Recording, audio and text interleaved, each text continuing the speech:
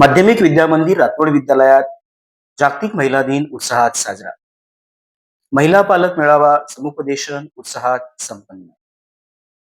छत्रपती शिक्षण मंडळ कल्याण संचलित माध्यमिक विद्या मंदिर रातोड विद्यालयात सखी सावित्री समिती व सांस्कृतिक विभाग यांच्या संयुक्त विद्यमाने जागतिक महिला दिनाच्या पार्श्वभूमीवर सोमवार दिनांक 9 मार्च रोजी जागतिक महिला दिन व महिला पालक मेळावा अत्यंत उत्साहात संपन्न झाला. या मेळाव्याचा विषय सुजाण पालकत्व असा होता. कार्यक्रमाच्या प्रमुख मार्गदर्शक म्हणून अनिता सुनील मोरे MA मराठी समुपदेशक यांनी उपस्थित माता भगिनींना मार्गदर्शन केले. त्यांनी बदलत्या काळात मुलांच्या संगोपनात आई वडिलांची भूमिका, मुलांशी भावनिक संवाद कसा ठेवावा, तसेच कुटुंबातील नातेसंबंध दृढ ठेवण्याचे महत्व याविषयी सविस्तर मार्गदर्शन केले.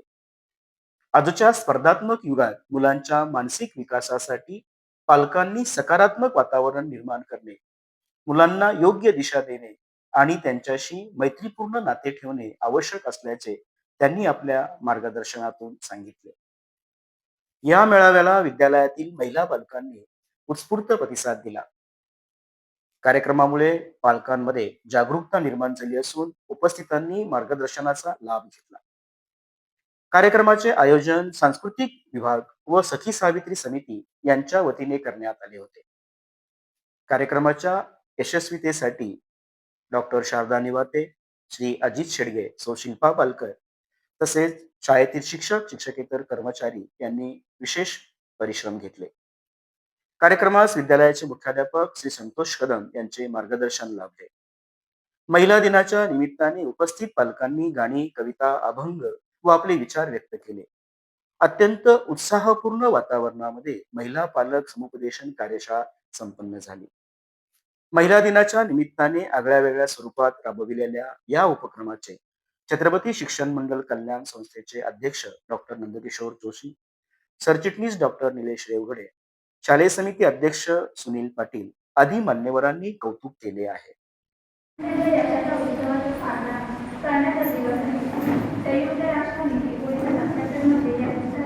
अधिकृत मान्यता दिली आणि तेव्हापासून जगभरात महिलांच्या समर्थनार्थ सन्मानार्थ हा दिवस साजरा केला जातो. आज आपण येथे केवळ एक औपचारिक कार्यक्रम म्हणून जमा झालो नसून समाजातील स्त्रियांचे स्थान अधिक बळकट करण्यासाठी आणि तिच्या कार्याचा गौरव करण्यासाठी एकत्र आलो आहोत. या कार्यक्रमाच्या माध्यमातून आपण स्त्रियांच्या हक्काची जाणीव करून घेणार आहोत. तसेच महिला पालक मेळावा घेणार आहोत. या संकल्पनेनुसार महिलांच्या प्रगतीसाठी एकमेकांना सहकार्य करण्याचा संकल्प करणार आहोत. मी या कार्यक्रमाच्या पुढील वाटचालीस शुभेच्छा देते आणि मी माझे प्रास्ताविक थांबवते. धन्यवाद. धन्यवाद. आजच्या कार्यक्रमाच्या प्रमुख विज्ञान प्रत्येक क्षेत्रात महिलांनी आपली अमिट छाप सोडली आहे. या सुंदर कार्यक्रमाची सुरुवात आपण दीप प्रज्वलनाने करतो. तमसोमा ज्योतिर्गमय अंधारातून प्रकाशाकडे नेणारा हा दीप आपल्या जीवनातील ज्ञानाचा आधार दूर करून ज्ञानाचा प्रकाश पसरवतो.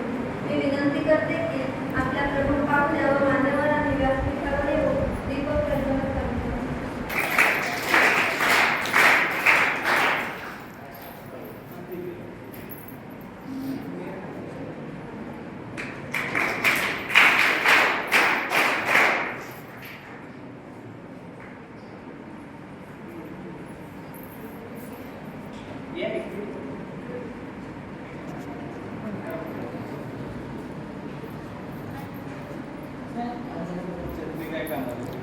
एक आहे.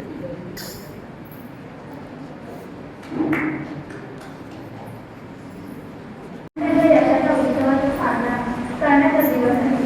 संयुक्त राष्ट्रांनी 1977 मध्ये या दिवसाला अधिकृत मान्यता दिली आणि तेव्हापासून जगभरात महिलांच्या समर्थनार्थ सन्मानार्थ हा दिवस साजरा केला जातो. आज आपण येथे केवळ एक औपचारिक कार्यक्रम म्हणून जमा झालो नसून समाजातील स्त्रियांचे स्थान अधिक बळकट करण्यासाठी आणि तिच्या कार्याचा गौरव करण्यासाठी एकत्र आलो आहोत. या कार्यक्रमाच्या माध्यमातून आपण स्त्रियांच्या हक्काची जाणीव करून घेणार आहोत. तसेच महिला पालक मेळावा घेणार आहोत. या संकल्पनेनुसार महिलांच्या प्रगतीसाठी एकमेकांना सहकार्य करण्याचा संकल्प या कार्यक्रमाच्या पुढील वाटचालीस शुभेच्छा देते आणि मी माझी प्रास्ताविक थांबवते. धन्यवाद. धन्यवाद आस्था. सर्वांना नमस्कार. आणि इतका सुंदर सोहळा सुरू आहे हा. तर या शाळेमध्ये येणं ही माझ्यासाठी खूप भाग्याची गोष्ट आहे. छत्रपती शिक्षण मंडळ कल्याणची राठवणमधील शाळा. राठवण म्हणजे आमचं गावच आहे. त्याच्यामुळे इथे हा जो सन्मान आहे तो त्याला कशाची तोड नाही. त्यामुळे सर्वप्रथम मी शाळेचे सर्व शिक्षक आणि मुख्याध्यापक या सर्वांचे मी खूप आभारी आहे की या शाळेमध्ये त्यांनी मला आमंत्रित केलं आणि आपल्याशी संवाद साधण्याची एक संधी दिली. कार्यक्रमाची सुरुवात अतिशय सुंदर अशी, म्हणजे आजची जी थीम आहे पहिला दिन, या थीमला धरून अतिशय सुंदर म्हणजे स्त्री सन्मान. पहिला दिन म्हणजे काय? स्त्री सन्मान. स्त्रियांनी स्त्रियांचा सन्मान करणं, पुरुषांनी स्त्रियांचा सन्मान करणं आणि स्त्रियांनी पुरुषांचा सन्मान करणं. हा जो एकमेकांना सन्मान देणं आहे, त्या सन्मान देण्याने या कार्यक्रमाची सुरुवात झालेली आहे.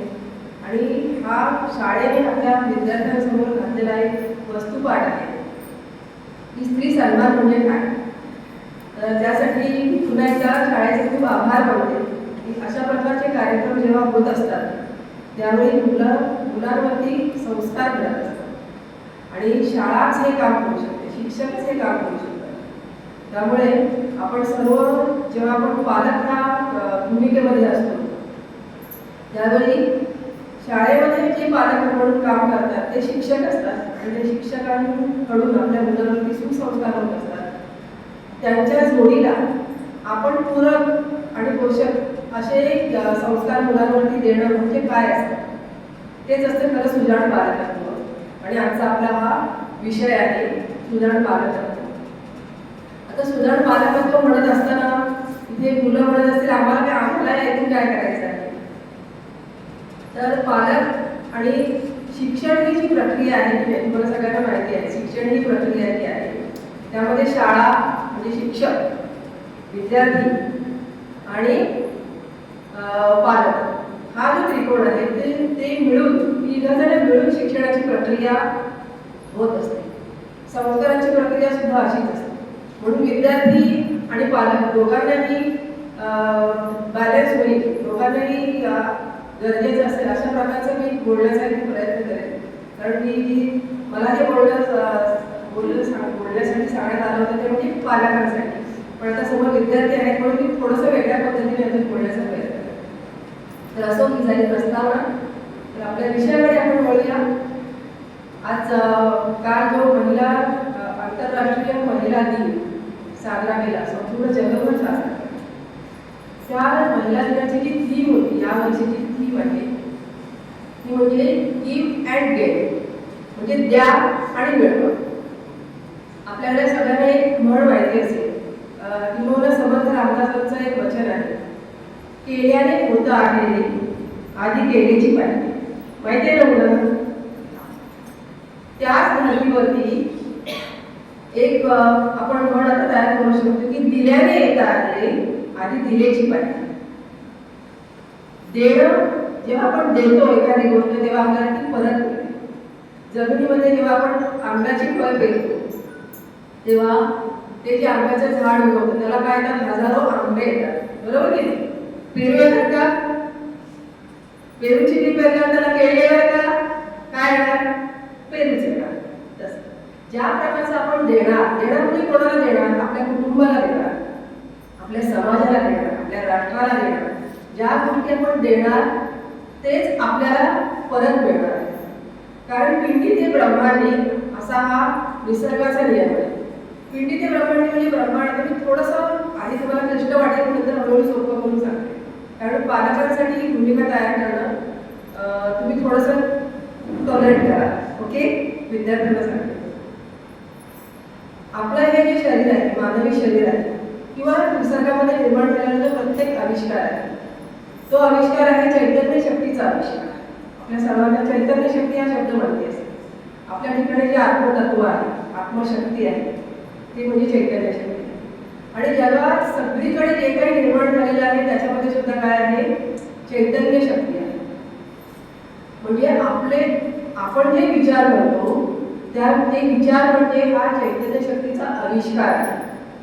म्हणजे आपल्या विचारामध्ये तेज आहे, आपल्या विचारामध्ये सामर्थ्य आहे. म्हणून विचारांचं महत्त्व आपल्या जीवनामध्ये खूप आहे. आपण ज्या प्रकारचे विचार करतो त्या प्रकारचं जीवन आपल्याला प्राप्त होत असतं. म्हणूनच विचार करताना खूप सावध आहे. हे कसं काय आहे, पिंडी ते ब्रह्मांड जे मी म्हटलं की नाही, जी चैतन्य शक्ती किंवा आत्मतत्व आपल्यामध्ये आहे ती चैतन्य शक्ती संपूर्ण ब्रह्मांडामध्ये आहे. आपण जे विचार करतो त्याचं प्रक्षेपण जगामध्ये होत असतं आणि त्याप्रमाणे व्हायब्रेशन्स आपल्याला मिळत असतात. व्हायब्रेशन म्हणजे काय असतं, त्या प्रकारची परिस्थिती आपल्याला मिळते, त्या प्रकारची माणसं आपल्याला भेटतात आणि आपलं नशीब आपण जे म्हणतो की नाही, हे नशीब आपण आपल्या हाताने अशा प्रकारे घडवत असतो. म्हणजे तूच आहेस तुझ्या जीवनाचा शिल्पकार. हे कसं आहे, जसा विचार करतोस तसा तू, जसं कर्म करतोस तसा तू, म्हणजेच तूच आहे तुझ्या जीवनाचा शिल्पकार. आपण काय म्हणतो, वास्तू तथास्तु म्हणते, किंवा देव प्रसन्न झाला. आणि त्या आपण गोष्टीमध्ये सुद्धा ऐकतो की नाही, देव प्रसन्न झाला, एखाद्या तपश्चर्याने देव प्रसन्न झाला आणि काय म्हणाला, तथास्तु. तो देव कुठे आहे, तो कुठे उपरवाला किंवा बाहेर कुठे इकडे सापडला नाही, तो आहे अंतर्वाला. म्हणजे आपलं अंतर्मन. आपण जे विचार करतो, जे विचार पुन्हा पुन्हा करतो ते विचार आपल्या अंतर्मनामध्ये घुसतात, तिथे राहतात आणि योग्य वेळ आली की त्यांना त्या विचारांप्रमाणे आपलं जीवन घडत असतं. ही निसर्गाची योजना आहे, याच्यामध्ये कुठलीही अंधश्रद्धा नाही आहे. हा आहे निसर्गाचा नियम. आपण सगळेजण आता विज्ञान तंत्रज्ञानाची प्रगती झालेली आहे. आपण आता मोबाईल वापरतो सहज. मगाशी सरांनी सांगितलं की मोबाईलशिवाय आपलं काही काम चालत नाही, बरोबर की. मी माझे मुद्दे सुद्धा मोबाईलवरच सांगितले. इथे आता सगळे बघितलं माझा विषय वेगळा सुरू झाला, ती गोष्ट वेगळी आहे. पण विज्ञान तंत्रज्ञानाची जी प्रगती झालेली आहे त्या प्रगतीचं मूळ काय आहे माहिती आहे का, निसर्गाचे नियम. हे निसर्गाचे नियम कसे असतात, अगदी ॲक्युरेट असतात. 1+1=2. ते कधी 3 होणार नाही, 4 होणार नाही. सूर्य चंद्र उगवण्याचा त्यांची जी वेळ आहे ती कशी असते, अचूक असते, परफेक्ट असते. कळलं की नाही, तिथे अचूकता असते, सहजता असते. तशीच अचूकता आणि सहजता आपल्या जीवनामध्ये सुद्धा असते. म्हणूनच आपण त्या निसर्गाशी, निसर्ग नियमाशी जेव्हा जुळवून घेतो, निसर्ग नियमांप्रमाणे आपण वागतो, तेव्हा आपल्याला चांगलं जीवन प्राप्त होतं. हे कसं मी तुम्हाला हळूहळू छोट्या छोट्या उदाहरणामधून सांगणार आहे, पण सध्या त्याला बॅकग्राऊंड तयार करते. तर ही जी चैतन्य शक्ती आहे बाहेर, ते सामर्थ्य आपल्यामध्ये आहे. म्हणजे आपण किती शक्तिशाली आहोत, आपण कोणीही कमी नाही. आपलं शिक्षण किती असू दे, आपली आर्थिक परिस्थिती कशी असू दे, आपण कोणत्या समाजामध्ये आहोत याच्याशी काहीही ते घेणं देणं नाही. आपण माणूस आहोत की नाही, म्हणजे आपण देवाचे लेकरं आहोत आणि आपल्यामध्ये ते सामर्थ्य आहे. हे प्रथम सगळ्यांनी आत्ता मनामध्ये पक्क करा की माझ्याकडे प्रचंड सामर्थ्य आहे, जग बदलण्याचे सामर्थ्य माझ्यामध्ये आहे. हे आपण प्रत्येकाने आपल्या मनामध्ये पक्क करूया. आणि त्यातल्या त्यात जी स्त्री असते त्या स्त्रीला तर निसर्गाने नवनिर्मिती करण्याचं जी संधी आहे किंवा नवनिर्मिती करण्याचं जे कार्य आहे निसर्गाचं, ते कोणावर सोपवलेलं आहे, स्त्रीवरती सोपवलेलं आहे. बरोबर की नाही. बाळाला जन्म देणं, त्याला 9 महिने पोटामध्ये वाढवणं, त्याच्यावर संस्कार करणं, ते बाळ जन्माला आल्यानंतर त्याचं पालनपोषण करणं, त्याच्या सगळ्या गोष्टी करणं. अगदी मुलं अगदी मोठं झालं, 25-30 वर्षाचं झालं किंवा 50 वर्षाचं झालं तरी सुद्धा आईपेक्षा मोठं त्याला कोण नसतं. कळलं की नाही. त्यामुळे महिला पालक हा मेळावा आहे की नाही, त्याचं महत्त्व इथे आहे. त्यामुळे शाळेने खूप सुंदर असं काम केलेलं आहे. आपण त्यासाठी ना शाळेसाठी जोरदार टाळ्या वाजूया.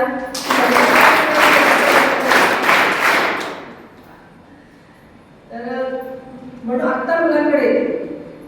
तर इथे ना आईची भूमिका तुम्हाला माहिती आहे की नाही, आई कशी असते, आपलं सगळं करते की नाही.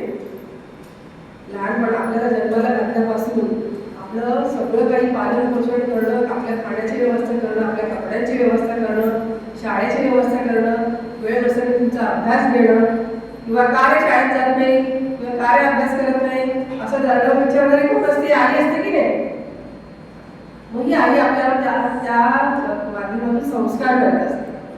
म्हणूनच म्हणजे आई आणि वडील दोघं, आई वडील दोघांची ही जबाबदारी असते की आपल्या मुलांवरती चांगले संस्कार करणं, त्यांना चांगली शाळा मिळेल यासाठी प्रयत्न करणं. शिक्षक आपल्या परीने खूप प्रयत्न करत असतात. शिक्षक त्यांना ज्ञान देतात, संस्कार देतात, शिकवण देतात. आता अशा प्रकारचे कार्यक्रम राबवून शिक्षक तुमच्या मनावरती संस्कार आणि शिकवण रुजवत आहे. हे आपण कायम लक्षात ठेवायचं.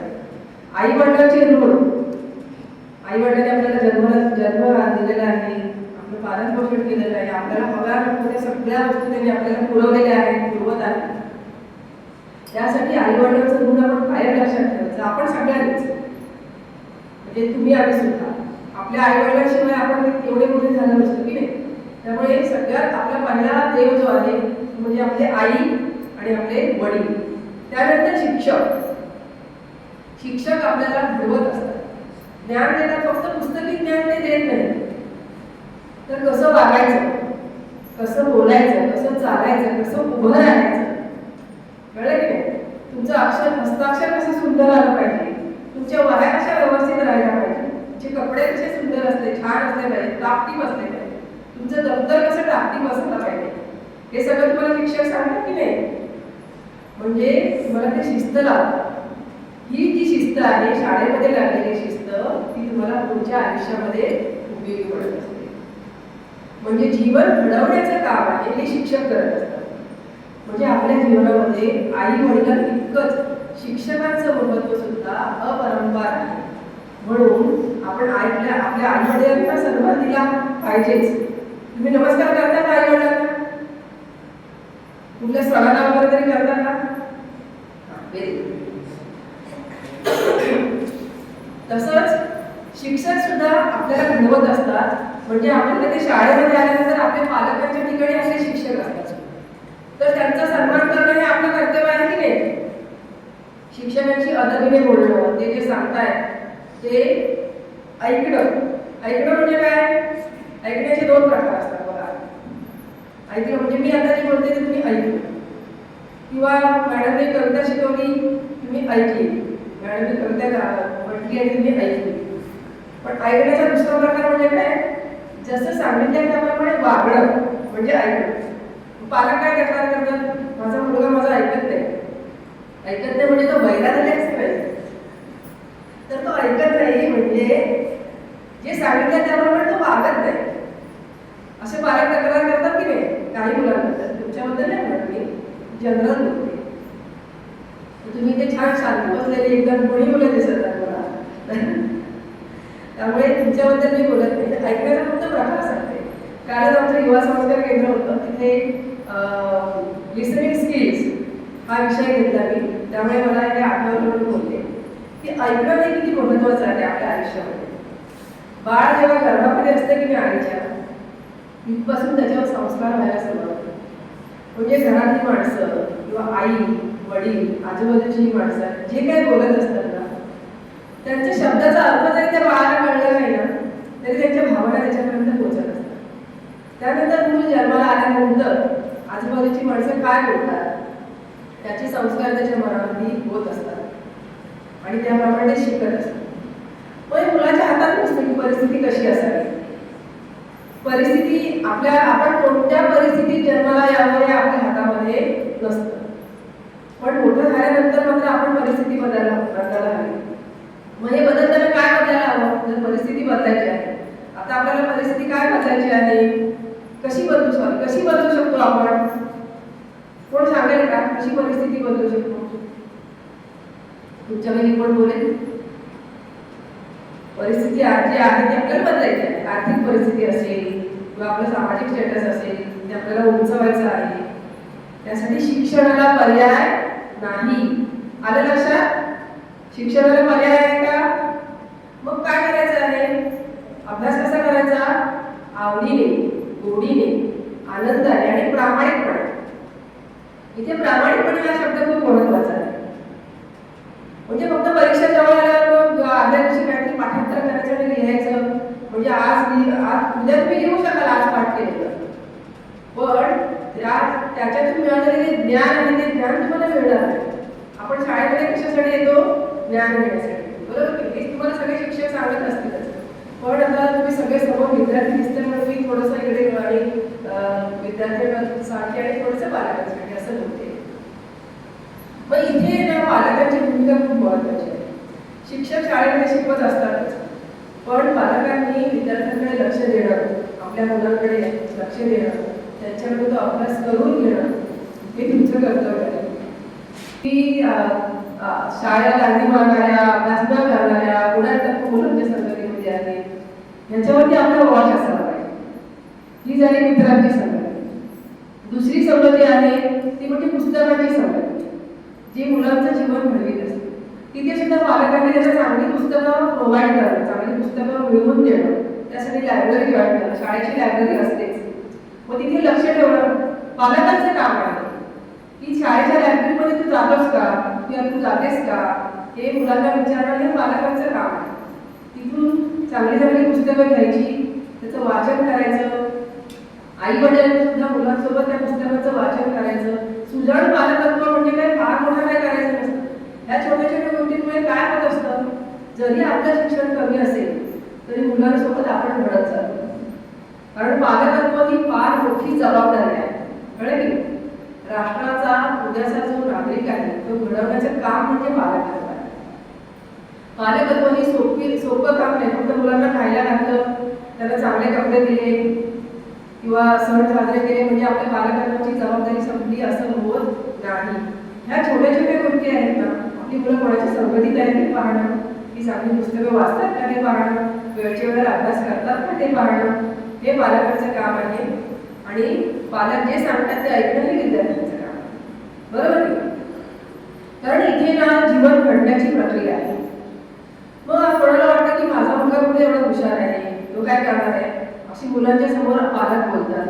ह्याला काय सांगतंय, इतर जी माणसं असतात ते पाहुणे येतात किंवा नातेवाईक असतात, त्यांच्यासमोर आपल्या मुलाला तपली म्हणून बोलतात. मी बघितलेलं की ह्या असंच आहे, त्या काय अभ्यासात रस नाही, अभ्यास काय आवडत नाही, नुसतं मुलांना नुसतंच खेळायला पाहिजे.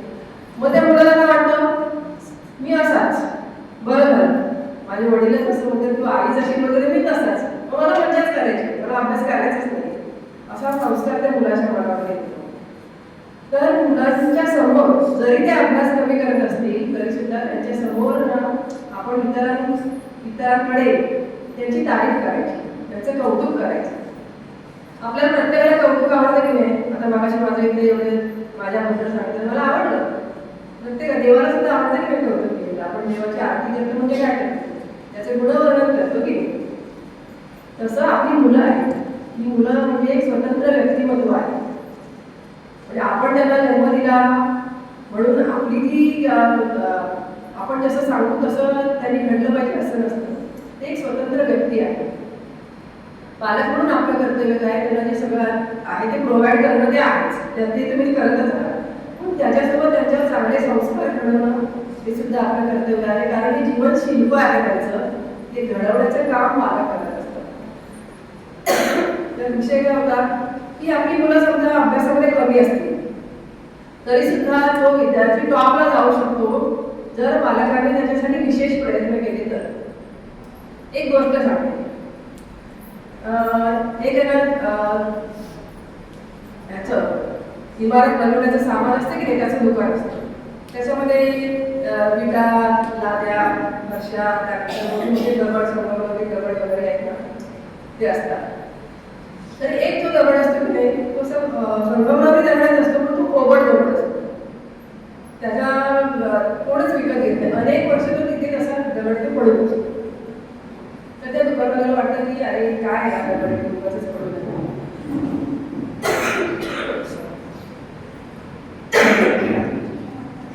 तर आपण विकतच घेत नाही, ह्याला याच्यावर पैसे वाया घालतो. तर काही वर्षांनी काय होतं की एक त्या दुकानाच्या बाजूने एक शिल्पकार असतो. शिल्पकार म्हणजे जो मूर्ती घडवतो तो बघतो अरे हे दगड, तो त्या दगडाकडे बघतच राहतो. म्हणतो की अरे किती सुंदर दगड आहे.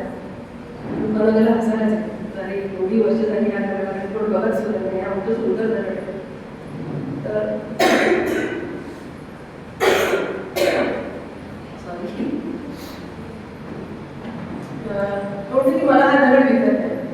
तुला कमीत कमी किमतीमध्ये जितकं तुला देता येईल तितक्या किमतीमध्ये तो घे. 500 रुपयामध्ये घेतलास तरी चालेल, 100 रुपयामध्ये घेतलास तरी चालेल, मला पैसे नाही दिलेस तरी चालेल, पण तो तुला घेऊन टाक. आणि नंतर म्हणजे तो देतो काही पैसे, त्याला देतो तो पैसे आणि म्हणतो की अरे ह्या दगडात तुला असं काय दिसलं. तो म्हणतो की ह्या दगडात मला ना एक सुंदर शिल्प दिसतं. मग या दगडातला जो नको असलेला भाग आहे ना तो मी काढून टाकला आणि त्यातून ते शिल्प घडवलं. मग तो शिल्पकार काय करतो, दगड मोठा असतो ना तिथे दुकानदाराच्या समोरच ते त्याच्यामध्ये सुंदर शिल्प घडवायला लागतं. दुकानदार बघतच बसतो, अरे ह्या ओबडधोबड दगड याचा काहीच उपयोग नाही, त्याच्यातून इतकं सुंदर शिल्प साकार झालेलं आहे. आणि मग एक दिवस तिथून एका श्रीमंत माणसाची गाडी जात असते. तो बघतो, अरे इतकी सुंदर शिल्प आहे आणि तो अगदी अक्षरशः लाखो रुपये देऊन ती मूर्ती विकत घेतो. ते पैसे कोणाला मिळतात, त्या शिल्पकाराला मिळतात. कळलं की?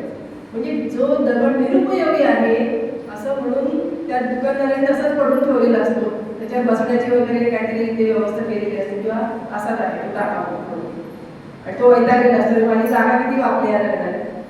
त्याच दगडा तुमची मूर्ती घडली म्हणजे शिल्प घडलं, त्याची किंमत किती झाली, लाखो, म्हणजे लाखो पटीने त्याची किंमत वाढली.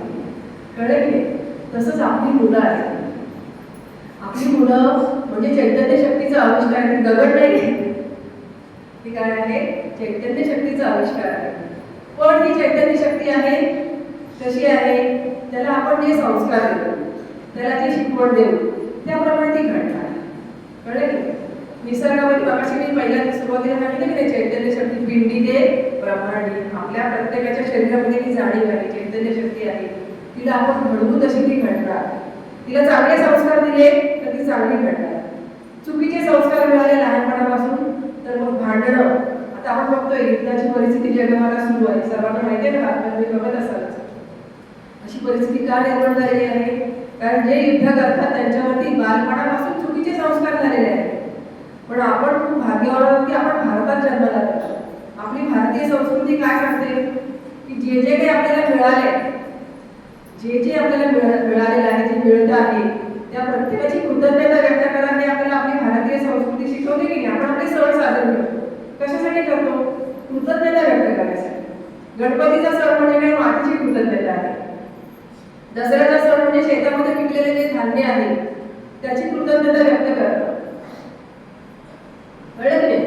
त्यानंतर प्रत्येक सण, आता नातेसंबंधामध्ये कृतज्ञता व्यक्त करण्यासाठी आपल्याकडे रक्षाबंधन असतं, त्यानंतर भाऊबीज असते, बलिप्रतिपदा, पाडव्याच्या दिवशी नवरा बायको एकमेकांची कृतज्ञता व्यक्त करतात, बहीण भाऊ या सणांना करतात, मातृदिन आपण साजरा करतो. कळलं की? आता जगामध्ये मदत वगैरे नंतर आलेले आहे, पण आपल्याकडे मातृदिन हा जो कन्सेप्ट आहे तो पूर्वीपासून आहे की नाही, पिठोरी अमावस्येला. म्हणजे ही भारतीय संस्कृती महान आहे, त्यामध्ये आपण जन्माला आलेला आहोत. तर ह्या सगळ्या ज्ञानाचा उपयोग करून आपल्याला काय करायचं आहे, आपलं स्वतःचं जीवन घडवायचं आहे, आपल्या मुलांचं जीवन सुंदर प्रकारे घडवायचं आहे. तर मगाशी जसं सांगितलं की परिस्थिती आपल्या हातात नसते, पण संगती कोणती मिळवायची, संस्कार कोणते करायचे हे मात्र आपल्या हातात असते. ह्या सगळ्यासाठी शिक्षण त्याला पर्याय नाही. There is no substitute to hard work. Hard वर्कला पर्याय नाही, कष्टाला पर्याय नाही. मुलांनी पण लक्षात ठेवा. मुलांना इकडे लक्ष द्या. आपल्या जीवनशिल्प आपल्याला घडवायचं आहे की नाही, मग हार्डवर्क करणार ना. हार्डवर्क म्हणजे काय करायचंय, आपल्याला कुठे जाऊन शेतात जाऊन खड्डे काढायचे आहेत का, छान पक्षाखाली बसून अभ्यास करायचा आहे, इतकं सोपं आहे. पण आपल्याला स्वतःला घडवण्यासाठी ज्ञानासारखं मोठं साधन नाही. चांगले संस्कार घ्यायचे, चांगलं ज्ञान घ्यायचं आणि शाळेमध्ये जे आपण शिकतोय त्या ज्ञानाचा उपयोग तुम्हाला आयुष्यभर पुढे होणार आहे, अशा पद्धतीने ते ज्ञान घ्यायचं. पहिली ते 10वी जे शिकलेलं आहे ते पुढे 12वी किंवा नंतर उच्च शिक्षण घ्याल तिथे सुद्धा ते उपयोगी पडणार आहे, जर तुम्ही त्या दृष्टीने अभ्यास केला तर. कळलं की? तर अशा प्रकारे जे ज्ञान आहे ते ज्ञान खूप महत्वाचं आहे. ज्ञान हाच देव. सगळ्यांनी बोला मला एकदा, ज्ञान हाच देव. ज्ञान हाच देव. त्यानंतर जसा विचार तसा जीवनाला आकार. जसा विचार तसा जीवनाला आकार. तूच आहेस तुझ्या जीवनाचा शिल्पकार. आता हे सगळं आपण हे झाले सिद्धांत. आता आपण रोज आहे ना आपल्याकडे एक स्वयंसूचना म्हणायची. स्वयंसूचना म्हणजे काय असते माहिती का? जी गोष्ट आपण पुन्हा पुन्हा म्हणतो ना ती आपल्या अंतर्मनात घुसते आणि आपल्या जीवनामध्ये साकार होते. तर एक स्वयंसूचना आपण दोन म्हणूया. सगळ्यांनी एकदम म्हणायचं आहे. आपण सुद्धा म्हणायचं कारण आपल्याला सुद्धा ते हवं आहे. आपल्याला सगळ्यांच्या जीवनामध्ये काय हवं आहे? आनंद हवा आहे, यश हवं आहे, समाधान हवं आहे. हवंय की नाही? सगळ्यांना आनंद हवाय की नाही? यश हवंय की नाही? शालेय जीवनामधलं फक्त परीक्षेमध्ये यश नाही तर एक चांगला माणूस म्हणून घडणं ही सुद्धा यशाची एक परिभाषा आहे. मग चांगला माणूस म्हणून घडवणं हे पालकांचं कर्तव्य आहे. आपल्या मुलांना फक्त खाणं पिणं देणं हे आपलं कर्तव्य नाही. आपलं म्हणजे तुमच्यासहित मी सुद्धा आहे. आपल्या मुलांना एक चांगला माणूस म्हणून घडवणं, देशाच्या एक सुजाण नागरिक म्हणून घडवणं हे प्रत्येक पालकाचं काम आहे. त्यासाठी आपल्या मुलांमध्ये आपण लक्ष ठेवणं. आपली मुलं अभ्यास करतात का? आपली मुलं काय बोलतात? कधी कधी काही मुलं आहेत ती शिक्षकांना सुद्धा उलट बोलतात. काही शाळांमध्ये मी बघितलेलं आहे. तुम्ही नसेल करत तसं, पण काही शाळांमध्ये मी बघितलेलं आहे शिक्षकांना उलट बोलतात. हे बरोबर आहे का? नाही ना. शिक्षकांना आपण सन्मान द्यायला. शिक्षक हे आपले देव आहे. मातृदेवो भव, पितृदेवो भव आणि आचार्य देवो भव. आचार्य म्हणजे गुरु. जे शिक्षक आहेत ते आपल्याला ज्ञान देतात ते सुद्धा आपले देव आहेत. तर हे सगळं करत असताना आता मी स्वयंसूचना तुम्हाला सांगते. शाळेचा अभ्यास चांगला करायचा पण चांगला माणूस म्हणून आपल्याला जॉबला जायचं आहे. एखादा डॉक्टर आहे. आता बघा एखादा एक मुलगा आहे तो खूप हुशार आहे. तो डॉक्टर झाला आणि एक चांगला सर्जन डॉक्टर झाला. एकदम टॉप लेवलचा एमडी डॉक्टर झाला. पण तो जो इतरांना त्रास देत असेल, त्याच्या रुग्णांकडून जास्त पैसे उकळत असेल तर तो चांगला माणूस म्हणून घडलाय का? नाही ना. म्हणजे चांगला माणूस म्हणून घडण्यासाठी काय करायला पाहिजे? आपल्याला समाजाचे जे ऋण आहेत आपल्यावरती ते फेडण्याचा प्रयत्न करायला पाहिजे. तरच आपण टॉपला गेलो असेल असं म्हणा. कळलं की नाही? मग टॉपला जाण्यासाठी काय करायचं आहे? शिक्षणासोबत चांगले संस्कार घ्यायचे, चांगली संगती हे करायला चूज करायची. संगती आपल्याला आपण निवडू शकतो. कोणत्या घरात जन्माला यायचं हे आपण निवडू शकत नाही, पण चांगली संगती मात्र आपण निवडू शकतो. मित्रमैत्रिणी कोणते असावे हे आपल्या हातात असतं. आणि आता अजून एक संगती आहे ती म्हणजे डिजिटल संगती. त्याच्याशिवाय आपलं भाषण पूर्ण होऊ शकत नाही. तर हा जे आहे की नाही जितकं आवश्यक आहे तितकेच त्याचे तोटे सुद्धा आहेत. जर तुम्ही प्रमाणामध्ये वापरलं, गरजेपुरतं वापरलं तर ते कसं आहे? एक वरदान आहे. जी नवीन तंत्रज्ञान, जी माहिती तंत्रज्ञानाचं आता आपल्याकडे सगळं उपलब्ध झालेल्या गोष्टी की नाही, AI तंत्रज्ञान आहे, आर्टिफिशियल इंटेलिजन्स, तुम्हाला त्याची कल्पना आहे. तर हे सगळं वापरत असताना खूप सावध राहायचं आहे. जितकं चांगलं आहे तितकं जर चुकीच्या पद्धतीने वापरलं तर त्याचे दुष्परिणाम आपल्याला भोगायला लागतात. म्हणून आता जे विद्यार्थी आहेत, तुम्ही सगळे माध्यमिकची मोठी मुलं आहात, तुम्हाला हे समजू शकतं. पुढे जेव्हा तुम्ही उच्च शिक्षण घ्यायला जाल तेव्हा तुम्ही ह्या गोष्टीचा कसा वापर करायचा, अभ्यासासाठी कसा वापर करायचा हे शिकून घ्या. फक्त मनोरंजनासाठी, गेम्स खेळण्यासाठी मोबाईल अजिबात वापरायचा नाही. तुमच्यापैकी कोण करतं का? गेम्स खेळतात का? मोबाईलवर गेम खेळतात? आईकडून वडिलांकडून हट्टाने फोन मागून घ्यायचा, त्याच्यावर गेम खेळत बसायचं. पालकच सांगू शकते. जर करत असाल का पालक सांगतील ना? करतात का मुलं? सगळेच. हे चुकीचं आहे. मोबाईल हा गेम खेळण्यासाठी नाही. मोबाईलचा पहिला उपयोग काय आहे? कम्युनिकेशन. आपला पहिला जो फोन होता की नाही, विथ वायर फोन असायचा, तो आता हा वायरलेस मोबाईल. म्हणजे काय? आपण तिथे जाऊन तिथे सोबत घेऊन जाऊ शकतो. मूवी म्हणजे मोबाईल. कळलं? म्हणजे मोबाईलचा उपयोग आहे कम्युनिकेशनसाठी. आता तुम्ही शाळेत काम घेता, मग किंवा आईला माहिती असेल म्हणजे तुम्ही कुठे आहात काय, तर ते समजा शिक्षकांकडे काही इमर्जन्सी असेल तर ते फोन करून विचारू शकतात. असा हा मोबाईलचा प्राथमिक उपयोग आहे. आता इंटरनेटमुळे आपण गुगल सर्च करतो, बऱ्याच गोष्टी आपल्याला त्यातून शिकायला मिळतात. तर हा शिक्षणासाठी किंवा आपल्या जीवनासाठी ज्या ज्या काही गोष्टी आवश्यक आहेत त्याचं ज्ञान मिळवण्यासाठी हे आवश्यक आहे, गरजेचं आहे. आत्ताची काळाची गरज आहे, गरज नाही असं आपण म्हणत नाही. पण त्याचा जर तुम्ही दुरुपयोग केला, त्याच्यावरती गेम खेळलं, ते तासंतास गेम खेळणं, मित्रांसोबत तासंतास चॅटिंग करणं, सोशल मीडियावरती नको त्या गोष्टी करणं, ह्या सगळ्या गोष्टी करणं म्हणजे या माहिती तंत्रज्ञानाचा दुरुपयोग करणं आहे. तर हे करणार का तुम्ही आजपासून सांगा मला. जर तुम्हाला कामला जायचं आहे, चांगला माणूस म्हणून करायचं आहे, तर या गोष्टीवरती पहिली काट मारा. तुमच्या पालकांच्या समोरच मी सांगते तुम्हाला. आयुष्यात जर काहीतरी मोठं व्हायचं असेल त्याचं पहिलं पाऊल हे आहे की आपल्याला जे मिळालेलं आहे त्याच्याविषयी कृतज्ञता व्यक्त करणं. जो माणूस कृतज्ञ असतो तो टॉपला जाऊ शकतो.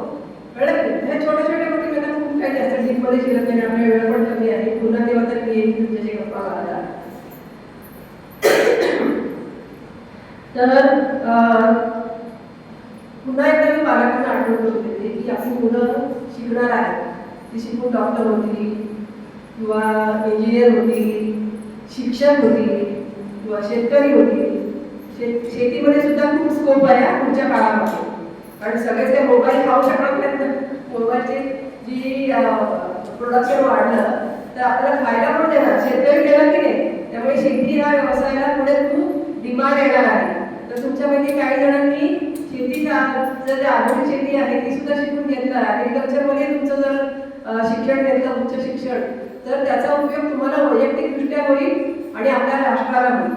तर सगळ्यात आधी आता मी माझी सांगते की राष्ट्र प्रगती हेची ध्येय मनामध्ये ठेवून आपण प्रत्येकाने सगळ्यांनी एक प्रतिज्ञा घेऊया. माझी प्रत्येक कृती ही राष्ट्रहिताची आणि राष्ट्र प्रगतीची असेल. या अर्थाने आपण आता सगळ्यांनी बोलूया. कृती माझी राष्ट्रहिताची, राष्ट्र प्रगतीची.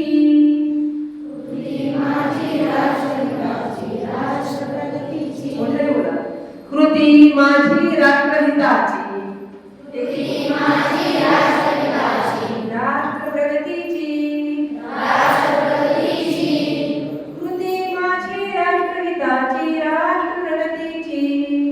कृती माझी राष्ट्रहिताची, राष्ट्र प्रगतीची. हा एक विचार जर तुम्ही मनात ठेवलात ना तर माझं प्रत्येक काम मी अशा प्रकारे उत्तम रीतीने करेन, उच्च दर्जाचं करेन. म्हणजे घरातलं मगाशी जसं सांगितलं की चूल आणि मूल सांभाळणं ही सगळ्यात मोठी गोष्ट आहे. चूल आणि मूल सांभाळणारी जी स्त्री आहे ना ती कुटुंबाचा कणा असते, संपूर्ण समाजाचा ती पाया असते आणि राष्ट्राचा खांब असते.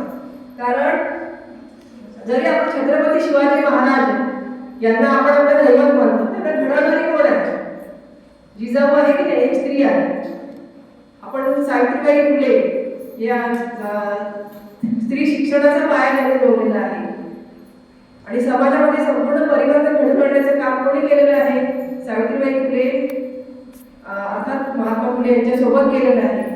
पण ही जी स्त्री आहे ती सक्षम आहे, नैसर्गिकरित्या सक्षम आहे, ती सगळं काही करू शकते. फक्त आपण काय करायचं आहे, जाणीवपूर्वक चांगल्या गोष्टी करायच्या, मुलांवरती सुसंस्कार करण्याचा प्रयत्न करायचा आहे. हे आपल्या हातामध्ये आहे. कारण आपण मुलांना घडवतो म्हणजे राष्ट्र घडवण्याचं काम करत असतो. हे आपण कायम लक्षात ठेवायचं. खूप सावध राहून मुलांवर चांगले संस्कार करायचे, त्यांच्यासमोर आपण भांडणं करायची नाही, त्यांच्यासमोर आपण चांगलं बोलायचं. ते शिक्षकांना कसे रिस्पेक्ट देतील, शिक्षकांचा सन्मान कसा करतील, मुलींचा सन्मान कसा करतील, जी मुलं आहेत ती मुली मुलांचा सन्मान कसा करतील, हा संस्कार देणं हे आईचं काम आहे. तर या सगळ्या गोष्टी आपण छोट्या छोट्या गोष्टी केल्या की नाही तर आपलं कुटुंब सुखी होईल, आपण राष्ट्राचे उत्तम सुजाण असे नागरिक घडवणार आहोत, म्हणजे सुजाण पालकत्व आपण निभावणार आहोत आणि आपली प्रत्येकाची प्रगती म्हणजेच आपल्या राष्ट्राची प्रगती आहे. असा व्यापक विचार करून आपण हा जो इथला आजचा जो संदेश आहे, सुजाण पालकत्व म्हणजे काय आहे? फक्त संकुचित पालकत्व नाही तर व्यापक आपल्या गावाचा विकास कसा होईल. फक्त माझ्या कुटुंबाचा विकास करण्यासाठी मला काम करायचं नाही, माझ्या मुलाबरोबर असे संस्कार घडवायचे आहेत की त्याने गावाचा विचार केला पाहिजे, इतर माणसांचा विचार केला पाहिजे, करुणीचे विचार केले पाहिजे.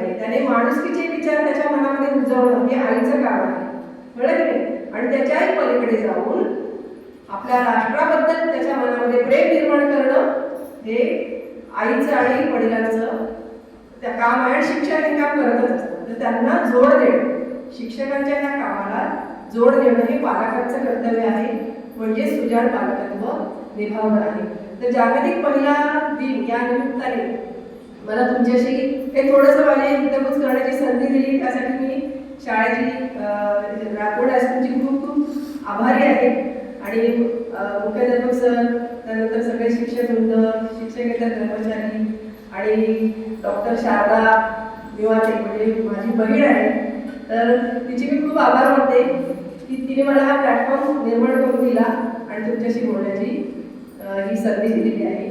तुम्ही शांतपणे ऐकून घेतलं त्याबद्दल खूप खूप धन्यवाद. आपण एक विश्व प्रार्थना घेऊन माझ्या या बोलण्याची किंवा संवादाची मी सांगायला लागले.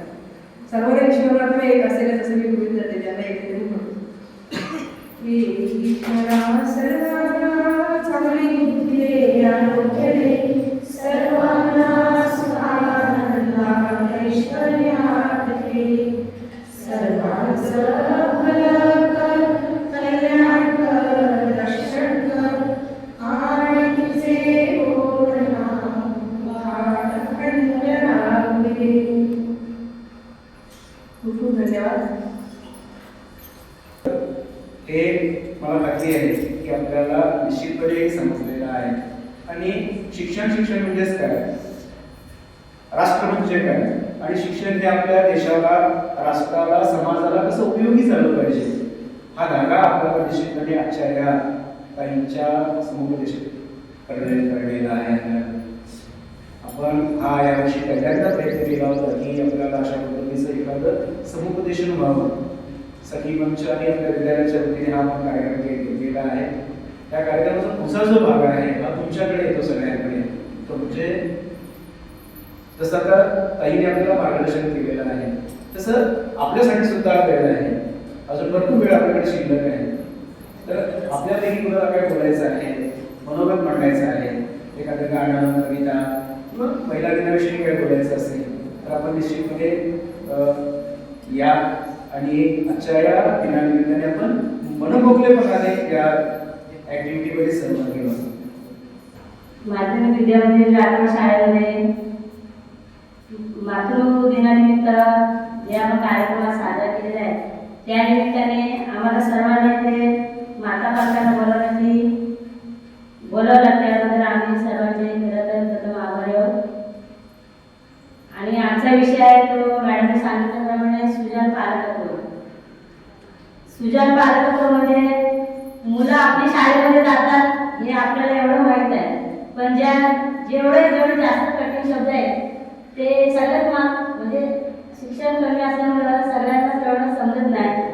पण आमच्या भाषेत सांगायचं म्हणजे सुजाण पालकत्व म्हणजे ज्याप्रमाणे एखाद्या बागेमध्ये आपण झाड लावतो आणि त्या रोपाला खतपाणी घालतो, त्याला चांगली फुलं यावी म्हणून चांगले आपण खतपाणी घालतो.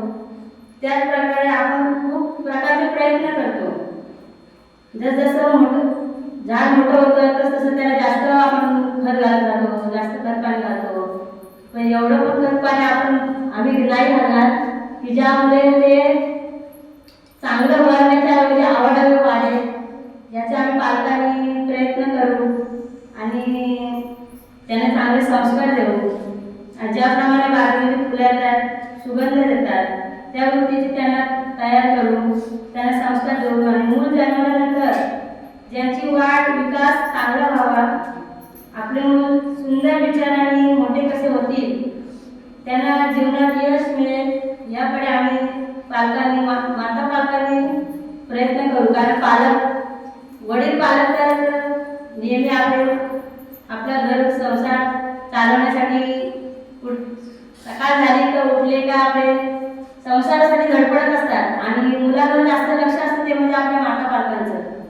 त्यासाठी प्रेमाने मायेने कसं वाढवायचं आणि त्यांना कसं प्रेम देऊन मुलांचं मोठं करायचं याच्याकडे आम्ही लक्ष देऊ.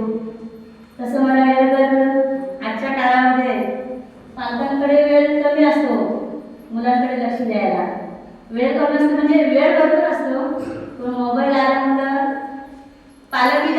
मोबाईलमध्येच असतात. सगळ्यात नाही, मी पण माझं पण तेच सांगते, पण आम्ही पण कधी कधी सांगतो की थोडा अभ्यासापुरता घ्या मोबाईल, की जेव्हा गरज असेल तेव्हाच घ्या. पण मुलं ती ऐकणार ते, थोडासा अभ्यास, थोडासा टाइमपास त्यांचं चालूच असतं. त्याप्रमाणे आम्ही प्रयत्न करू मुलं कशी मोठी होतील, कशी पुढे पुढे प्रगती होईल त्यांची, त्याप्रमाणे आम्ही प्रयत्न करू. आणि आपल्या वाट्याला जर संघर्ष आला, असं कोणत्याच पालकांना वाटत नसतं का आपण ज्या परिस्थितीतून गेलोय ती परिस्थिती आपल्या मुलांना नंतर येऊ नये, यासाठी आम्ही प्रयत्न करू. सगळ्या घराला सुखावत जाते. फुल पाखरू होते अलगत, फुल पाखरू होते अलगत, मुग्ध बालिका तरुणी नवतर, मुग्ध बालिका तरुणी नवतर, निर्झर होतो अल्लड ओहळ. ओहळ कसं असतं, पुढ्याकडे चालतो की नाही, तर कसं होतो तो झरा होतो त्याचा. खडका बघुनी धावे खडखड, म्हणजे स्त्री ही जीवनामध्ये किंवा कुटुंबामध्ये आनंद निर्माण करायचं काम करत असते, असं याचा आपण थोडक्यात अर्थ घेऊया, असं डीप जात नाही ते. वाहत राही जीवनदायी, नदी कशी जीवनदायी आहे ना, तशी स्त्री सुद्धा जीवनदायी आहे. बाळ जन्माला घालण्याचं कार्य ती करत असते, म्हणजे जीवन देते. वत्सल प्रेमळ जगता सुखवी, सर्व जगाला ती सुखवते नदीप्रमाणे. वळवून नेता विश्वासाने उजाडदारी सुलभी मोह, नदीचा जो पाठ आहे उजाडदारी आहे तो सुलभी मोह. मर्यादेचे दोन किनारे वाहे त्यातलं मुक्त निरंतर, नदीला मर्यादेचे दोन किनारे असतात, त्याच्या पलीकडे इकडे तिकडे जात नाही, अगदी पूर आल्याशिवाय मर्यादेमध्ये वाहतात. तशी स्त्री काय करत असते, संस्कारांच्या दोन तटांवर, संस्कारांच्या दोन तटांवर फुलवित जाते सासर माहेर, फुलवित जाते सासर माहेर. म्हणजे तिला सासर जितकं आपलं होतं तितकंच माहेरही शेवटपर्यंत प्रिय असते. म्हणजे दोन्हीकडे ती तितकाच आनंद पुरवत असते. तू नदी सम वाहते. अशा एकाच वेळी अनेक भूमिका निभावणाऱ्या या सर्व सगळ्यांना पुन्हा एकदा महिला दिनाच्या खूप खूप शुभेच्छा.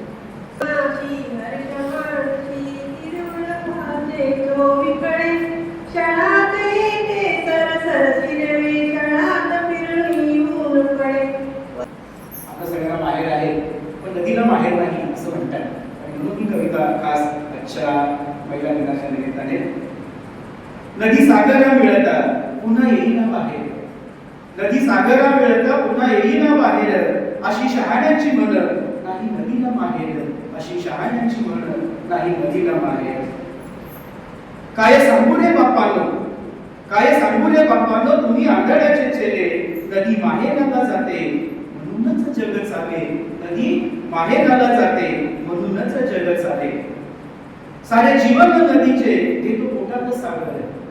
तुम्हा महिलांचं सगळं जीवन जे आहे हे सगळं आपल्या मुलाबाळांसाठी, लेकरांसाठी आणि संसारासाठी, तसंच नदीचं जीवन आहे.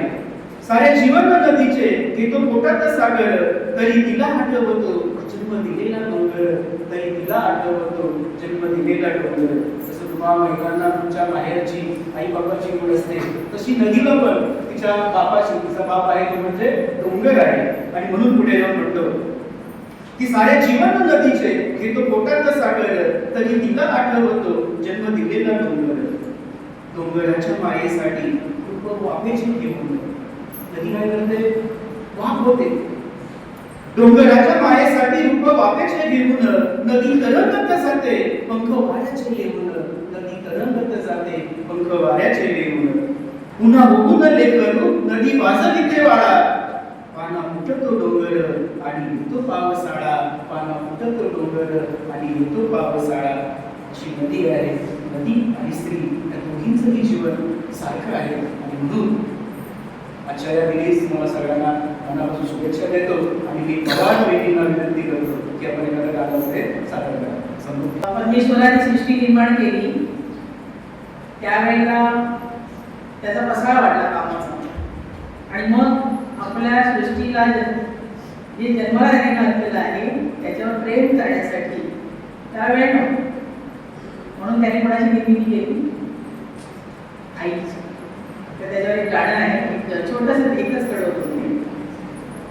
सर्वार्था देव पावेल कसा देवाला कामिनी खूप सर्वार्था देव पावेल कसा देवाला कामिनी खूप प्रेम देण्यासाठी आई हे देवाचे रूप प्रेम देण्यासाठी आई हे देवाचे रूप आई हे देवाचे रूप आई हे देवाचे रूप तुझ्या दर्शन आतुर झाली माझ्या डोळ्यातील पाणी कोण सावरील कोण शिकवीन आई तुझ्या वाचून आई तुझ्या वाचून सर्वार्था देव पावेल कसा देवाला कामिनी खूप प्रेम देण्यासाठी आई हे देवाचे रूप आई हे देवाचे रूप आई हे देवाचे रूप सगळ्यांची त्या सगळ्यांना शुभेच्छा. तू जिजाऊ, तू सावित्री आहे त्याची तू लेक आहे, तू कल्पना, तू सुनीता. आकाशात तुझी झेप आहे, थेंबा थेंबामधून येते सामर्थ्याचे जागर व्हावा. विश्वासाच्या कल्याणासाठी तू शक्तीचा जागर व्हावा. कित्येक रूपे तुझी आसी त्यात प्रेमाचे आळस तू. प्रेमवायू कुटुंबादी तीच मंगळ तू तुळस. स्त्रिया मानाची विश्वतला कळायची मन विशाल असावं लागतं. डबक्यात राहून सागर दिसत नसतो, त्यासाठी बाहेर यावं लागतं. धन्यवाद. ताईंनी सांगितल्याबद्दल. पालकांनी मुलांवरती संस्कार कसे करायचे ते पालकांवरतीच असते. शाळेत येतात, शाळेतनं घरी जातात. शाळेत गेल्यावर आपण बोलतो मुलं शाळेत गेले, सरांची जबाबदारी आहे. सरांची नाही तर पालकांची पण, यासाठी पालकांचं पण लक्ष असावं पाहिजे. धन्यवाद. आज आपण इथे 8 मार्च जागतिक दिन महिला दिन साजरा करत होतो, पण आज 9 तारीख आहे. साजरा दिन करण्यासाठी एकत्र आलो आहोत. हा दिवस महिलांच्या हक्काचे रक्षणाचे करण्यासाठी आहे. योगदानाचा सन्मान करण्यासाठी आणि साजरा स्त्री पुरुष समानतेचा संदेश देण्यासाठी आज साजरा केला जातो. आजच्या काळात महिलांनी प्रत्येक क्षेत्रात आपली गुणवत्ता सिद्ध केली आहे. शिक्षण, विज्ञान, तंत्रज्ञान, क्रीडा, राजकारण, व्यवसाय आणि कला यासारख्या क्षेत्रात महिलांनी आपली वेगळी ओळख दाखवली आहे. मात्र आजही काही ठिकाणी महिलांना भेदभाव, अन्याय आणि असमानतेला सामोरे जावे लागते. त्यामुळे महिलांना शिक्षण, सन्मान, हक्क आणि सुरक्षता देण्यासाठी संपूर्ण समाजाने कर्तव्य आहे. स्त्री शिक्षण केवळ कुटुंबच नव्हे तर संपूर्ण देशाच्या प्रगतीची गुरुकिल्ली आहे. महिला सक्षम तर देश सक्षम हे लक्षात ठेवून प्रत्येकाने महिलांनी प्रोत्साहन द्यावे. चला आपण सर्वांनी मिळून महिलेचा सन्मान करूया आणि एक समाजवादी समाज घडवूया. महिला दिनाच्या हार्दिक शुभेच्छा. आपण पुढचा जो कार्यक्रम आहे कौतुकाचा, म्हणजे आपल्या हातामध्ये जे फुल आहे, त्या हातातल्या फुलांची निर्मिती करणारे आपल्या विद्यालयाचे हात आहेत. या सगळ्या कार्यक्रमाचं नियोजन आहे हे खास करून इयत्ता 9वीच्या मुलींनी केलेलं आहे. आणि हा कार्यक्रम मुलींनीच करावा असं न ठरवता आम्ही मुलांनी करावा असं ठरवलं होतं आणि त्यानुसार मुलांनी सगळी रचना केलेली आहे. बाकी सगळं नियोजन मुलांचं आहे. पण याच्यामध्ये जी मूल निर्मिती आहे ही आपल्या इयत्ता 9वीतल्या आणि रामपूर गावच्या मुलींची आहे. खास करून आमची इयत्ता 7वीतली मनहा आमची विद्यार्थिनी पिरवळा हे पुढे.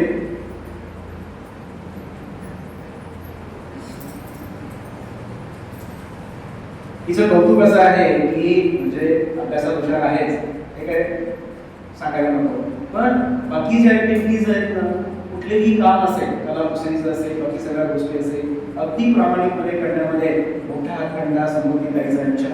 आणि म्हणून आपण सगळ्यांनी ज्या टाळ्या वाजवणारच आहोत, त्यासाठी वाजवणारच आहोत.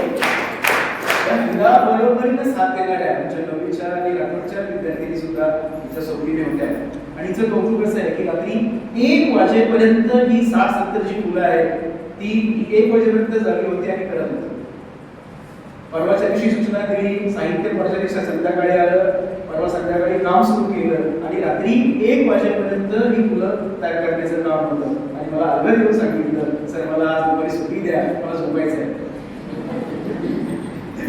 तरी ह्या सगळ्या सिद्धी आणि बाकी तिची बहीण मोठी अशा 4-5 जणी आहेत, त्यांना मी समोर बोलवतो आणि मला मी मुख्याध्यापक आणि आपल्या पालकांपैकी एक 2 जणी या कोणीतरी आणि यांचं आपण त्यांनीच केलेली फुलं त्यांनाच देऊन आपण त्यांचं या ठिकाणी अभिनंदन करू या सगळ्या. आणि या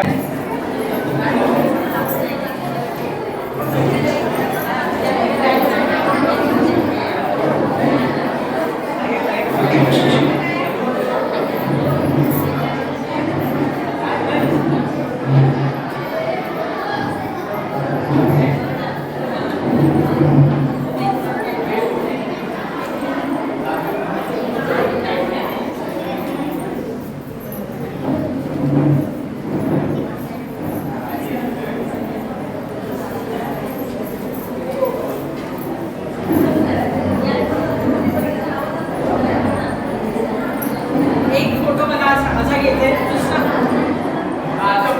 दाखवा. हो शिक्षा मॅडम कोणी राहिलं नाही ना मागे.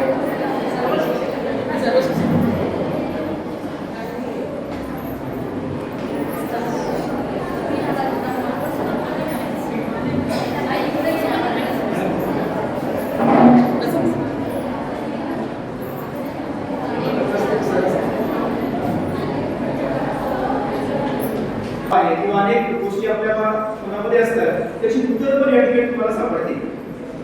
पुस्तकाचं नावच बघा, स्त्रियांशी निखूज जीवन युक्तेचे. सद्गुरू श्री वामनराव पै यांनी ते लेखन केलेलं आहे आणि अतिशय आपल्याला वेगळी दिशा देणारं असं पुस्तक आहे. या पुस्तकाबद्दल मी ताईंचं मनापासून विद्यालयाच्या वतीने आणि तुमच्या वतीने आभार व्यक्त करतो. मी माननीय मुख्याध्यापक श्री कदम सरांना विनंती करतो की आपण या निमित्ताने आपलं मनोगत व्यक्त करा. महिलांना शाळेच्या वतीने माझ्या वतीने साष्टांग नमस्कार करतो. तुम्ही आज आमच्यासाठी पूजनीय आहात आणि तुम्ही पूजनीय असाल तर तुमच्या मुलांचं भवितव्य आहे ते खूप छान पद्धतीने घडणार आहे आणि त्याचे शिल्पकार तुम्ही असणार आहात. एक सुंदर योगायोग आज बघायला मिळाला. मोठ्या संख्येने आमच्या महिला पालक या ठिकाणी उपस्थित राहिल्या आणि एक सुंदर व्यक्तिमत्व आपल्या समोर आहे की ज्याने खूप छान पद्धतीनं आपल्याशी हितगुज केलं. आणि ते हितगुज मी मागून ऐकत होतो तेव्हा लक्षात आलं की प्रत्येक जण डोळ्यात कानात आपला जीव प्राण कानामध्ये आणून ते सगळं ऐकत होत्या. त्याचं मला विशेष कौतुक आहे. त्याने प्रत्येक पहिलेच्या डोळ्यामध्ये ती चमक दिसत होती की माझा पाल्य आहे, माझी पाल्य आहे, तिचं भविष्य मला घडवायचं आहे. आता 2-3 पालकांनी इथे प्रतिक्रिया व्यक्त केला. अमृता, दिया, तन्वी. आणि ते करत असताना मला हे जाणवत होतं की प्रत्येक महिलेला वाटतंय की नाही माझ्या मुलाचं भविष्य, मुलीचं भविष्य आहे ते मला घडवायचं आहे. पण हे करत असताना कुठेतरी स्वतःच्या मनामध्ये थोडासा न्यूनगंड असतो. सहजपणे बघा, बाबांचा दरारा काहीतरी वेगळाच असतो. बाबांचं घरात पाऊल पडलं की सगळं चिडीचूप. हातात असलेला मोबाईल कुठे कोपऱ्यात तो कळत नाही, पण तोच मोबाईल घरात येतो, दप्तर बाजूला टाकतो आणि आईच्या हातात हिसकावून ते बाकी रामदेव सगळं मला मोबाईल दे. याच्या मागे प्रेम असायला हवं, माया असायला हवी. पण ते प्रेम आणि ती माया आंधळी नको. तेव्हा प्रत्येक आईनं स्वतःला हा प्रश्न विचारायचा आहे, मी माझ्या मुलावर, माझ्या मुलीवर प्रेम करते, आंधळा आहे का? त्याचे कारण असं आहे, श्यामच्या आईचं मोठं उदाहरण आपल्या समोर आहे. राजमाता जिजाऊंचं मोठं उदाहरण आपल्या समोर आहे. आणि तुम्ही ह्या सगळ्या जरी आहात ना, ह्या ज्या विरांगना या देशामध्ये होऊन गेल्या, या संस्कृती परंपरेमध्ये होऊन गेल्या, त्याचे पायी तुम्ही आहात. आम्ही आजही या दृष्टीने तुमच्याकडे बघतो. तुम्ही जर तुमच्या मुलाला योग्य काय अयोग्य काय हे जाणीव करून दिली, प्रत्येक दुसऱ्या मुलीकडे तुझ्या बहिणीप्रमाणे बघ, तुझ्या आईप्रमाणे बघ, तुझ्या मैत्रिणीप्रमाणे बघ, अशी जर शिकवण दिली तर जे काही सध्या चाललंय ते घडणार नाही.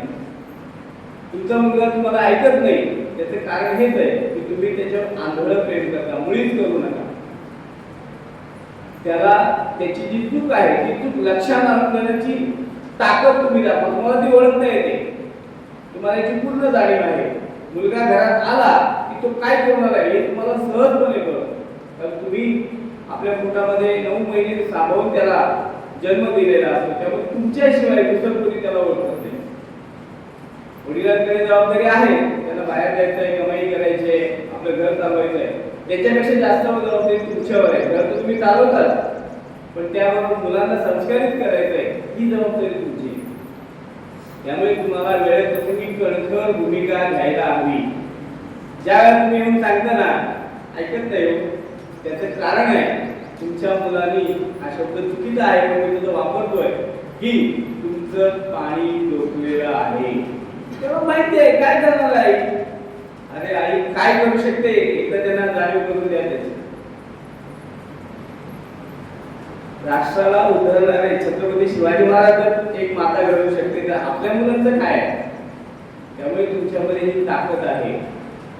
तुमचं शिक्षण किती झालं हे महत्वाचं नाही, आणि जन्म तुम्ही दिलाय त्याला, त्यामुळे त्याचा कान कुठं धरायचा हे जर तुम्हाला कळलं, धरत नाही आपण, तो धरायला सुरुवात करा, तर तुमची मुलं आहेत त्यांना तुमचाही गर्व वाटेल. अरे माझी आई आहे, ते चांगलं आहे ना, तेव्हा शाबासकी देते, चॉकलेट देते, आणि मी चुकतो तेव्हा माझा कान फिरवते. हे तुम्ही केलेलं नाही. आजपासून असा करायचा प्रयत्न करा, कारण आम्ही सांगण्याचा प्रयत्न करू, त्यांना थोडासा उपदेश देण्याचा प्रयत्न करू, संपूर्ण घडवण्याची जबाबदारी तुमचीच आहे. मी बऱ्याच वेळा सांगतो की पालक सभेमध्ये मोठी संख्या आपलीच असते, तुम्ही येता सगळ्याजणी, पण नंतर परत तुमच्या पालक सभेलाच येतात किंवा असं काही कार्यक्रम असला की येतात. माझी ती खंत असं का होतं, वेळ नाही आपल्या पाल्यासाठी. जेव्हा तुम्ही तुमच्या मुलाला ओरडता, वैतागता, तो करत नाही असं तुम्हाला जाणवतं, यामध्ये एक दिवस 10वीच्या पालक सभेमध्ये असताना मुलं अभ्यास करत नाही प्रत्येक आई सांगतात, पण स्वतः काय करते तर काहीच करत नाही, तो मुलगा काय करते. तेव्हा याची काळजी घ्या की तुम्ही तुमच्या मुलाचं भवितव्य घडवणारे आहात. तुमच्या हातात प्रचंड मोठी ताकद आहे, त्या ताकदीचा उपयोग करायला शिका. त्याला खरं काय खोटं काय याची जाणीव करून द्यायला शिका. हे तुम्ही ज्या दिवशी शिकाल त्या दिवशी खऱ्या अर्थाने तुमचं प्रेम, खऱ्या अर्थाने तुम्ही माया तुम्ही तुमच्या मुलावर करता असं होईल. तर नुसतीच माया केली आणि मुलगा मुलगी वाया गेला काय. म्हणून आपल्या मुलाला जन्म आपण दिला, त्या मुलाला शिस्त लावण्याची, त्याचं भविष्य घडवण्याची जबाबदारी सुद्धा तुमची जास्त आहे. आणि म्हणून हे जे 3-4 पालक इथे आले त्याची मुलं किती चुणचुणीत आहेत. जर माता एवढ्या छान पद्धतीने ऍक्टिव्ह असतील तर मुलं काय म्हणणार, तुम्ही नाही आहेत का. सगळेजणी आहेत, पण दाखवायचं नसतं. मला इथे अपेक्षा अशी होती की सगळ्यांची लाईन लागायला पाहिजे होती. मला बोलायचंय, मला बोलायचं, ते आहे तुमच्यामध्ये. लपून काय करता तुम्ही, लपून द्यायला सुरुवात केली, मुलं लपून द्यायला सुरुवात करतात. तेव्हा अजिबात काळजी करायची नाही. सगळे शिक्षक हे कायम तुमच्या सोबत आहेत. तुमचे घरातले कर्तव्य पुरुष आहेत ते सगळे तुमच्या मागे आहेत. बघा ना कधी कधी असं होतं, आईने नुसते असे डोळे दाखवले, बाबांचा आवाज खाली येतो की नाही. बरं सांगा, येतो ना. केवढी ताकद आहे. इथे काय वापरतोय तुम्ही ती, लोक तिथे वापरतो नाही, लोक तिथेही वापरायला पाहिजे, पण इथं जास्त वापरलेत ना तर त्यांनाही तुमचं आठवण. अरे माझ्या मुलाकडे मी नाही लक्ष दिलं, मी माझं काम बाहेर केलं तरी चालेल, पण माझ्या मुलाची काळजी घेणारी माझी पत्नी आहे, ती सक्षम आहे, ती सगळ्या गोष्टी करेल. जेव्हा मूल आजारी पडतं तेव्हा रात्रभर त्याला मांडीवर घेऊन तुम्हीच बसता, ताप आला मिठाच्या गाड्यात तुम्हीच घालता, बरोबर ना. मग हे सगळं करत असताना इकडं तो जातोय बाजूला, हे का नाही करत. हे सुद्धा तुम्हीच करायला हवं. म्हणजे श्यामची आईपणा एक जुना चित्रपट होता मदर इंडिया. मुलाच्या कुठल्याही चुकीच्या गोष्टीला डोळे झाकण्याच्याकडे करू नका. छोटी गोष्ट करेल तुम्ही दुर्लक्ष करा. ह्या वेळेला किती समर्पक आहे मला माहिती नाही, पण मला ती गोष्ट सांगावीशी वाटते. एक लहान बाळ होतं, आईचं खूप कौतुक होतं की अरे माझा मुलगा आहे, माझा मुलगा आहे, असं आहे तसं आहे. खूप लाड झाले त्याचे. आणि लाड झाल्यानंतर त्याला वाटायला लागलं आई आपल्याला काही केलं तरी करणार नाही. एक दिवशी त्यांनी शाळेत असताना शेजारच्या दप्तरातलं पेन पेन्सिल घेतली आणि घरी जाऊन आईला कौतुकाने दाखवलं, आई बघ तुम्ही आणलं. आईला प्रचंड कौतुक झालं.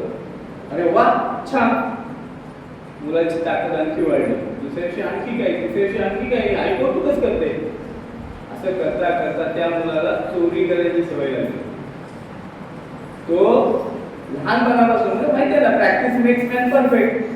जे सतत करतात ते सतत करायला गेलात. बघा ना, तुमच्या मुलींनी जेव्हा सुरुवातीला काही बनवलं असेल, भाकरी बनवली असेल, चपाती, तो कदाचित कुठल्या तरी देशाचा नकाशा झाला असेल, पण आता खूप छान पद्धतीने ते बनवत असेल. जेवण असेल, काही असेल, आपण बनवत गेलो, प्रॅक्टिस करत गेलो की ते होतं. तेच झालं.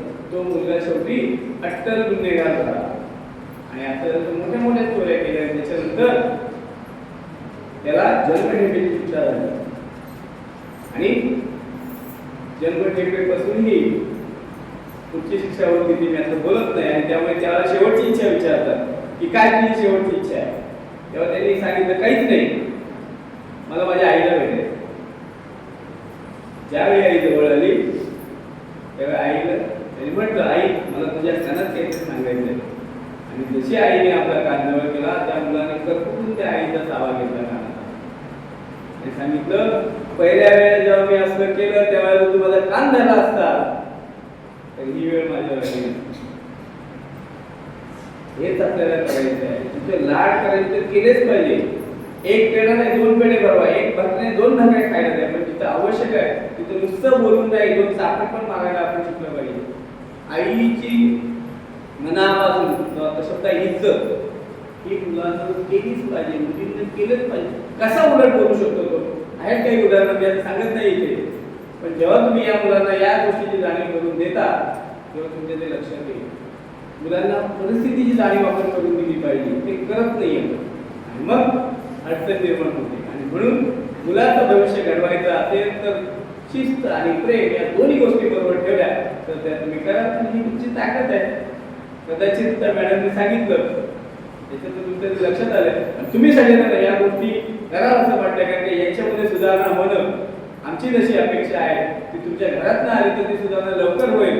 तर आम्ही म्हणाल काय रे असंच वागतो का घरी, असंच भांडण करतो का, आई बाबा काय असेच भांडतात का, आजी आजोबा असंच करतात का, बोलतो आम्ही. आणि मग जसं आता म्हटलं की 4 मुलांनी जे काही मातांनी सांगितलं आम्हाला मुलांबद्दल आमची अमृता बरोबर आहे. अमृतामध्ये जे गुण दिसत आहे हेच कारण दिसतंय.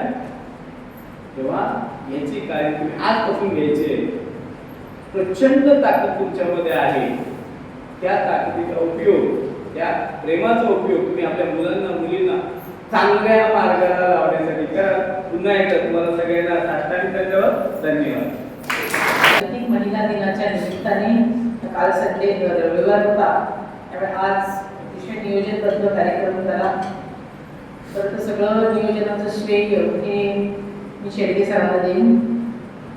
फक्त वक्ता आणण्याचं काम केलं पण बाकी संपूर्ण नियोजन शेळके सरांनी केलं. त्याबद्दल प्रथम मी त्यांना मनापासून धन्यवाद व्यक्त करते.